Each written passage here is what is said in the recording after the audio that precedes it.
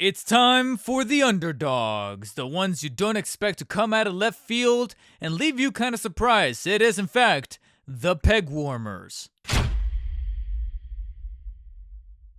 Here at the Dark Spider David channel, we believe in supporting the little guy as far as action figures pertaining to Batman or Spider-Man mythos are concerned. That includes the figures that almost everybody just kind of left up in the peg and is actually rather easy to order through any kind of retailer whatsoever from the No Way Home wave that just released. We are talking about Sandman or Naked Man, MJ, aka Zendaya, and what they're alleging to be Matt Murdock. And I wanted to cover these folks in one fell swoop because I really do think that we are being a little, for lack of a better term, negligent. Because personally, I feel like in some scenarios and certain aspects, not all right, don't calm down your torches and pitchforks. I think that some of these figures do certain things just a little better than the Spider-Man do. I'm just saying. Let's start with Charlie Cox himself, Matt Murdock right here, which is probably going to be, in my opinion, the most neutral kind of figure as far as what exactly you can really do with him. Sure, the glasses and the included cane kind of tip off that this is meant to be Matt Murdock, but I think the giant elephant in the room that we should tackle here is going to be that head sculpt. Yeah, they got a good job going down with the skin tone and the parted hair and the paint applications on said hair, but as far as likeness, I don't know if there's some issuing problems going on with Charlie Cox or whatever, but that is... I saw a comment. I can't remember if it was either Twitter or Reddit. It was probably Reddit because I feel like I'm more engaged with the action figure community through there rather than I am really with Twitter. But somewhere down the line in one of those comment sections, somebody said that this looks more like Fred Armisen than it does Matt Murdock, and now unfortunately I cannot unsee it. But if you're able to look past that, I mean, this is a solid businessman kind of suit. It's just that an awful lot of the detail and paint applications are just kind of generic that it's like, yeah, this is probably going to be your go-to figure for being able to kind of modify and pick apart and utilize it on other things and kind of kit bash it across and just kind of almost cannibalize the figure so that you can make maybe better figures later down the line if you're one of those folks that likes to customize, paint apps, all that kind of stuff. I've already seen a couple of folks taking this figure, giving a much more darker hue to the overall suit, swapping on the Toby head, and then making pretty much a Peter Parker from Spider-Man 3 when he's about to go and propose to MJ type of variant. And it's actually quite astonishing what people can do. In that regard, an awful lot of the molding and sculpting and paints for the suit itself is pretty much lifted from Matt Murdock's one scene from No Way Home, and it does, like I said, a decent and adequate job. It does the job. This is the essential figure of the phrase, it does the job. It's Matt Murdock. You got the tie, you got the white shirt underneath, the gray three-piece suit, the shoes, everything, the skin tone is applied right. I just really wish that the likeness would have been there because then it would have been a bit more of a home run figure than we would have given it credit for because the glasses are actually pretty neat. Some people have already tried removing them and some have succeeded and then others have kind of botched it a little bit where he has the very obvious holes on top of his ears. But once you're able to get past it, like I said, it's a pretty standard figure. So if you want something to just kind of fill in the void of being a Matt Murdock kind of representation up on your shelf, you got this guy. Now, lest we forget that this is Matt Murdock, not Daredevil. And as such, he's not necessarily going to have the most flexible articulation, but much like the rest of the figure itself, it does the job. The head is on a ball joint that is able to rotate 360 and has the hinge buried inside of the neck that is able to pivot the head up and down actually pretty fluidly. Slight tilting, but nothing that I haven't really it hasn't really exactly hit home for me in terms of tilting, but it's not necessarily the most required thing of a Matt Murdock figure. Once you get to the top arms, you have the cutout of the jacket that allows the flexibility of the arm to be able to rotate 360 vertically as well as extend properly. And this is honestly the area that has, again, opened up the door for an awful lot of people who do custom jobs to be able to remove the arms and kind of swap out the jacket and do several different things with it. Then we got the biceps where we do have this joint, you've seen it before, that is able to rotate the arm 360 horizontal. Just do be careful because I feel like mine came just a little on the wonky side. It feels very bendy to the point where When you get to extension of the arms, it does feel like it's kind of warping in and of itself, so just a word of warning there. 2 joints at the elbows that are fully able to bend all the way up. And then you do have the wrists. However, here I'm going to jump ahead a little bit and cover not just the wrists, but also the ankles.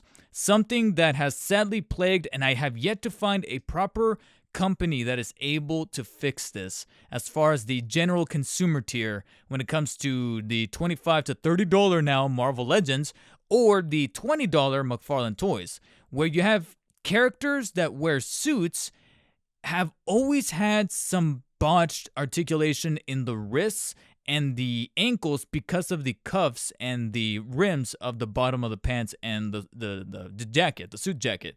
And as such, you're going to have pretty decent rotation of the wrist, but not much in the way of being able to bend the wrist inwards and outwards. The hinge is technically there, so it's not like it's not existent, but because of the way that the cuff is designed, he can only really bend both of his wrists inwards and outwards about that far, not as much as you think that it would give way with that wrist joint. Same thing with the ankle. You can technically rotate the ankle 360, but you'll definitely be greeted with some resistance because of the way that his pants are sculpted here towards the bottom, kind of getting in the way, especially when it comes to tilting up and down. It's a little bit more on the generous side, but rotation is truly the real axis of movement that gets hindered. So it's one of those things that's just going to come with the territory whenever a character gets made that happens to be wearing a suit in context. And again, it's not an exclusive thing to Hasbro. McFarlane is kind of guilty of this. I think maybe Spin Master and a couple of other companies. So I've yet to see a company actually crack the code and figure out how to still keep the articulation of these joints intact while at the same time making sure that the suit is not compromised. So we'll see. We'll see who does it first. Technology is getting us so far, and the competition is always great for the consumer. One can only hope. But when you get to the rest of the figure, again, another worry that I had because of the way that he's designed with the suit, I thought to myself, okay, torso articulation is pretty much just completely thrown out the window, but not necessarily the case. You actually have the upside down hinge right there on the white t-shirt or the white shirt underneath that allows it to fully crunch inwards and backwards. Now, there's no form of rotation because it's just a hinge, but the waist articulation, the waist cut right here, fully allows the bottom part of his body to rotate a full 360 on a slightly ratcheted joint. So that is pretty pleasing to see. Top leg joints can fully extend towards the front like so, and even extend a little towards the back before the ass piece kind of gets in the way.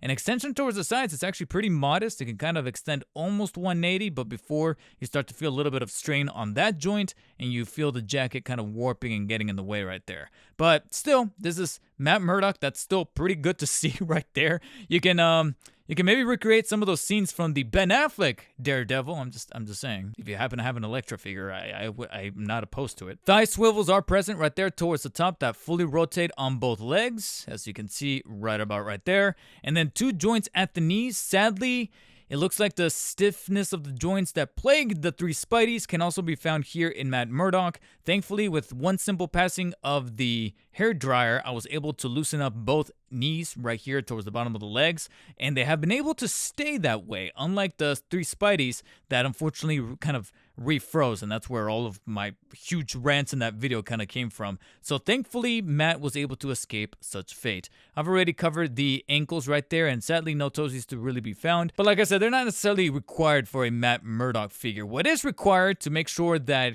we are to believe that he's simply just a blind lawyer that's just really good at his job. He does come with a cane that is pretty generally sculpted and painted, although I really do wish that this was a legitimate string, kind of creating this little holster loop that he wraps around his wrist here towards the end. Unfortunately, it's just a sculpted piece of the rubberized plastic, which is kind of cool for the warped effect, but at the same time, I can easily see this thing breaking off by accident. So that's probably just a matter of an inevitability, if you will. It's just like Thanos. Pretty easy to kind of put into his only one hand that can properly hold it, because you can see that both of his hands are sculpted completely asymmetrical. The right one is designed to hold the cane, and see if I can get it actually in there. Very simple to just kind of pierce through the bottom of his palm, and there you have it. On the other hand, however, you'll notice that it's much more open, almost as if he's holding something. That's because it wouldn't be the No Way Home Matt Murdock if he wasn't holding the thing that really showcased, it really made him steal the show, if we're being quite honest. And that is going to be the We Believe in Mysterio vandalizing brick that gets thrown through Peter's apartment. And I gotta be honest, even though I was saying that an awful lot of the details on Matt Murdock himself and even the cane are kind of generic, can't really say the same for this brick. There's actually some really great paint and detail happening on the newspaper wrapper that's kind of encompassing the entire thing. I mean, my eyes are kind of shit, especially with how much time I spend in front of my computer, in front of my TV playing video games, etc. But I feel like if you take a freaking microscope to this thing, you can actually read some legitimate news stories on the newspaper. Obviously, right there at the front, very legibly, you can see the "We Believe in Mysterio" scripture right there at the front. But as you kind of move the brick around, you can actually see some typewriting. Now, granted, it might just all be BS, and you might have just like some redundant stories repeating over and over to kind of give it that written effect all over it. But I'll be damned if I was genuinely impressed by the detail and the paint apps they were actually able to put on just a mere piece of goddamn brick. And I do wish that it was sculpted a little better to hold it in place, but it's just a matter of kind of finagling it into his hand and having it grip it versus the gravity. So if he holds it like so, you can actually get him to hold it. Don't be surprised if it does manage to fall off. I do wish that the grippage happening with his holding hand versus the brick was a little better, but just like the rest of the guy, he gets the job done. After all, he is a really good lawyer. Up next, Marvel's MJ, because we definitely don't want to confuse her with anybody else whose initials are MJ as well. There's only so many of them. Officially, she's not Mary Jane. I know that. I'm just kind of trolling here. But I guess Hasbro themselves wasn't necessarily trolling when they decided to deliver on their MJ figure. Now, yes, I do understand a little on the questionable side as to whether or not I truly do see Zendaya there in the likeness, but it's still a good head sculpt, if that makes any kind of sense. As far as paint apps, it looks like they might just be revisiting their selfie technology, the one that I was kind of using as a criticism for the Tom Holland head sculpt on that Spidey figure. But at least here, we see that it at least worked to a greater effect, even if maybe they were trying to jump through some legalities in order to get the Zendaya likeness. And it seems like maybe there was some sort of tug-of-war kind of battle happening as far as her likeness is concerned. Maybe McFarlane won that bidding war when it came to delivering on those Dune figures, and Marvel had to settle for this. But at least she's not ugly. It's not like she's got eyes all over the place. It's not like she's got a bad kind of paint job or inaccuracies here. I can tell who they're trying to resemble and who they're trying to appeal to as far as resemblance. It's like, this is meant to be the MJ character from the ending of No Way Home, where she's got the striped sweater that's actually pretty decently sculpted. You got the white undershirt underneath, the bagginess of the sleeves, and then the black pants. So similar to that of Matt Murdock, she's pretty static and basic as far as she's pretty basic as far as the actual detailing and sculpturing of the figure, because you can only really do so much with just basic clothes, outside of Spider-Man costumes, Batman costumes, Superman, the whole pantheon of superheroes. That's where we get into the nitty-gritty of details and whether things were inaccurate or painted wrong or sculpted wrong, etc. Here, when it comes to a very general character like MJ or even Matt Murdock when he's outside of his Daredevil attire, like I said, only so much can really be done, but I would say I can't personally complain as far as what they were able to excel here as far as those likenesses and details. If there was any concerns, it would be that maybe it looks like she sat on something wet, because mine's got a little bit of splotching on the ass piece. You can see a little bit of glossiness there where otherwise it would have been a much more matted texture. So that's really a complaint that I have only on my personal unit. Outside of that, like I said, kind of gets the job done.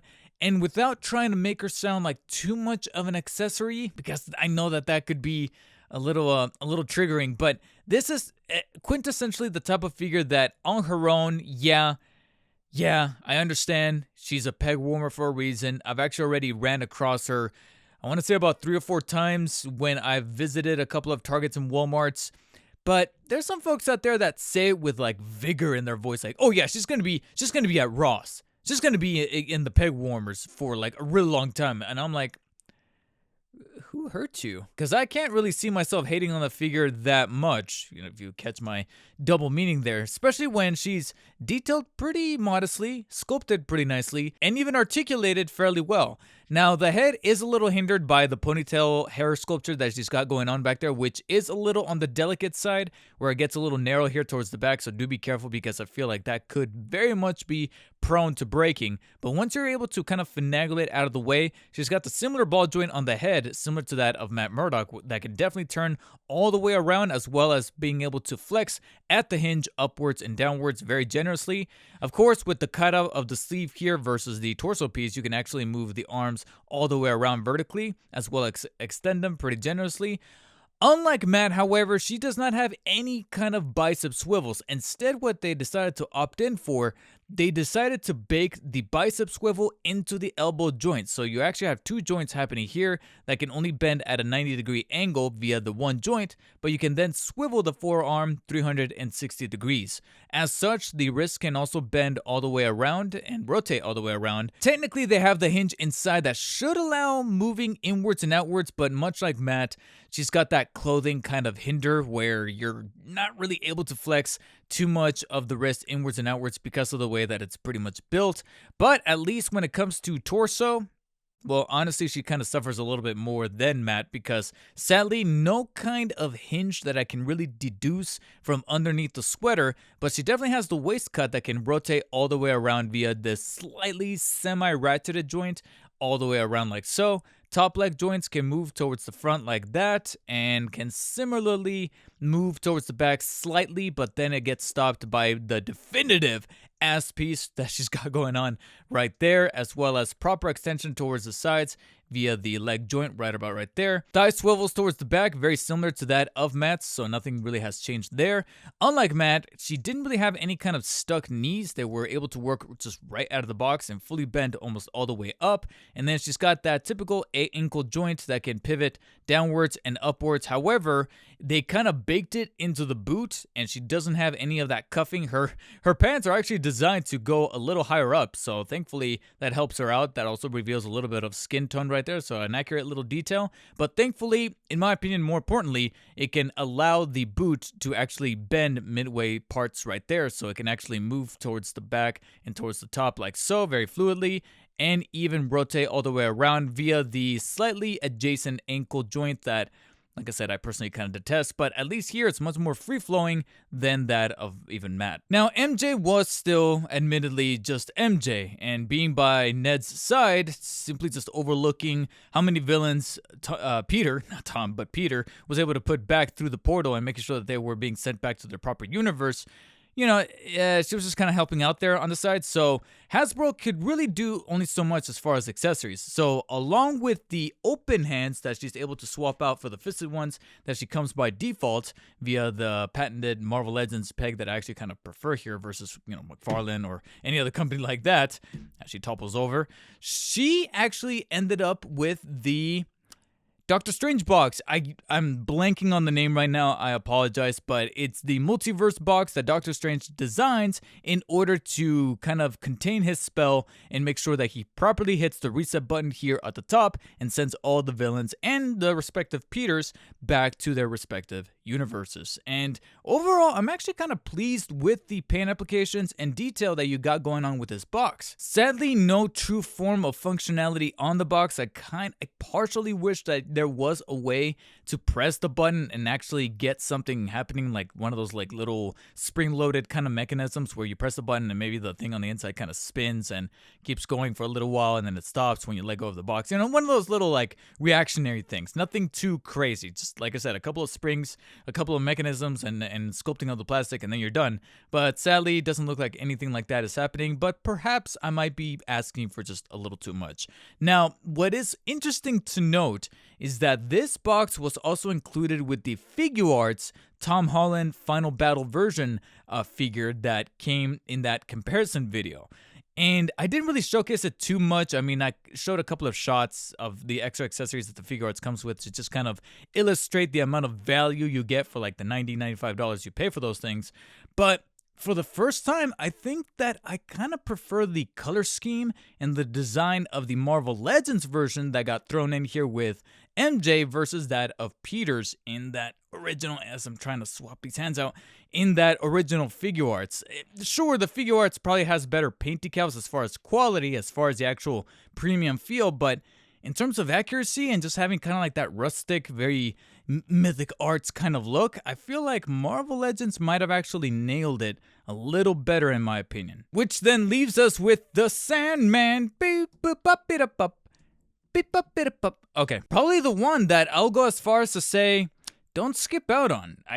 Amongst the three, I can see how people might be a little resistant to want to get either MJ or even Matt Murdock, for example, especially since Matt might be appearing again in the MCU via the Echo series, so maybe then we'll get a proper Marvel Legends Daredevil costume, and that's probably what people are reserving their $25 to $30 for.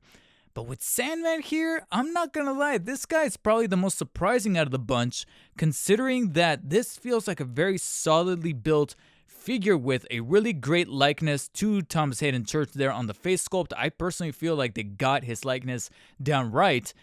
And it's kind of a double-edged sword, or maybe the more proper term would be a backhanded compliment, because yes, they got the likeness right. Not very difficult to do when the majority of not only the face sculpt and the head sculpt, but also the majority of your body is a CG character. This goes back to the argument that I made with the Disney Plus She-Hulk figure, where when you have your character being predominantly CGI, very shoddy CGI, not very difficult to make a very accurate Marvel Legends figure. And I feel like that's pretty much what we ended up with here, because you can see that, sure, the body is pretty much very general as far as any true, very sophisticated details. It's a very smooth surface. There's no, resemblance of any clothing, anything like that. Pretty static, pretty basic. Some would even say that he looks kind of naked from far away. But what I do think they were able to nail is that granular kind of sandy texture to the surface of the body parts, whether it be around the chest, the abdomen area, the arms, and the legs, and even a little bit of the over-encumbrous, like the little details of making it seem like sand is kind of pouring out from the feet, I think is a very welcome touch. Something that I didn't really notice until I properly started to scan the figure from top to bottom, or rather from head to toe. And once I got to this area, I was actually kind of a little taken by the fact that they were able to add some of these details to make it look like the sand is starting to spread, and he's kind of coming from the sand from the feet. We often complain about sand in between our toes when we go to the beach. This guy is living proof that you ain't seen nothing yet. Now, that's not to say that the figure is necessarily perfect or he kind of comes out of this unscathed. To me, I think where they really did falter would have to be some of these paint applications to make him look a little dirtier, which is kind of an obvious element considering that he is made out of sand. He is meant to physically, quite literally, be dirtier, but I don't think it translated very well. I understand the intentions behind these little black spots around the chest and the shoulder area, and even a little bit in the abdomen. It's almost like every brand new piece that was assembled here, they said at some point in the middle, put in this ugly little paint detail to make it look like it's very scuffed and very dirty, very muddy like.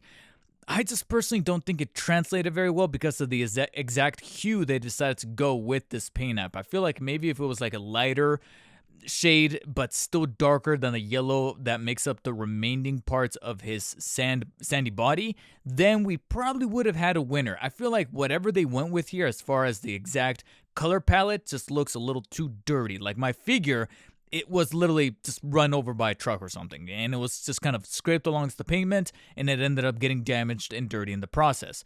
But this is straight up how it is outside of the package. So I feel like maybe if they went with a color that resembles closely to that of, and I know this is going to sound weird, but I'm a little hungry, brown sugar, like that brown sugar kind of color texture, and they would have applied it to these darker areas to make the sand come alive a little bit better, then we would have had a home run. And that's something that I know a lot of people that do paint jobs and custom work are probably going to be smitten with once they get their hands on this figure. I, however, was taken not only by, like I said, the likeness of Thomas Hayden Church there with even the little bit of a poutiness that he's got going on right there, the hair, and then the articulation, which is frankly the smoothest out of the entire three. The one that probably didn't even need any kind of extra work via the hairdryer. The head is able to rotate just like before. I believe it's just a simple ball joint. I don't think it has the hinge. It's kind of like on this base where it's separated from the neck area, so it doesn't have a hinge buried into it. I know some people kind of prefer that, but for me, it depends on the character. For the human characters, it definitely is required, even with Spidey's, which definitely didn't have because of the interchangeable head. It looks like they decided to go with a similar joint here for Sandman, so he technically is able to rotate all the way around. Tipping the head, however, upwards and downwards, it's a little limited when looking down, but very flexible going towards the top like you see before you there. But thankfully, because of the way that that joint is designed, he is able to tilt very fluidly left and right, and as he should, because he is a sand-made character, so he's supposed to be a bit more on the flexible side, and that extends towards the rest of the body. The arms are definitely able to rotate 360 and are even slightly ratcheted as I move them. Extension towards the sides is a little durable, but it can still manage to get the job done, as you see before you right about right there. Bicep joints are definitely able to swivel all the way around and are pretty flexible. Elbow joints, there's two right there that fully bend all the way up like so. And you even got the wrist joints, and this time you do get not only full rotation all the way around, but even the hinge. There's no kind of cuffs kind of getting in the way, so you're definitely able, no clothes of any kind to begin with, and therefore he is able to move the wrist inwards and outwards, no problem. Then we get to a slightly bittersweet compromise, because you'll note that there's no waist cut, so he's not going to be able to turn or move at the waist whatsoever. This is all one singular piece. But they decided to, similar to what they did with MJ and the elbows, they decided to kind of fuse the joints together on the mid-torso cut. So you definitely get movement forwards and backwards, as you see before you there. It does start to separate just ever so slightly right above the line there. But he's able to crunch side to side via the way that it's sculpted out via this like upside down U shape, and can fully rotate 360 degrees, and it's very smooth in doing so. I feel no resistance or hesitation whatsoever. It feels very good in hand. It's very difficult to describe, but it's almost as smooth as sand, and it doesn't get everywhere. But I can't explain it. There's something about the joint that feels very flexible. He can kind of crunch and turn at the exact same time. I don't feel like I'm going to be breaking any pieces. I don't feel, like I said, I feel like they managed to hit the mark as far as sculpting the pieces just right to where it feels smooth, but also tight to where it doesn't feel loose. Take notes for your next batch of Spideys whenever they may come, and even if I pick them up to begin with, because like I said, I'm sincerely thinking about retiring after this goddamn wave. But moving on, the legs can definitely extend towards the front like so, but because of the way that the ass is sculpted, it actually stops a little further. Actually, not so much. It can kind of extend towards the back lightly, right about right there before it gets stopped by the ass piece, but it can definitely extend towards the sides almost at the full 180, right about right there. Of course, you're going to have the thigh swivel right above the actual thigh to allow full movement all the way around like so. Two joints at the knees that can bend all the way up. And then you do have the ankle joint, but because, like I said, no clothes of any kind can definitely allow the ankle as well as the entire foot to bend almost all the way up. Now, these were a little durable on mine, but they still technically didn't require any kind of hair drying or boiling water. I was able to give them a firm press and still managed to pivot the ankles and the feet downwards and upwards and rotate them all the way around as far as, like I said, at an angle. So either they're pivoting inwards and outwards like so, or if you have the foot pivoted or moved all the way down like so, can rotate 360 degrees horizontally.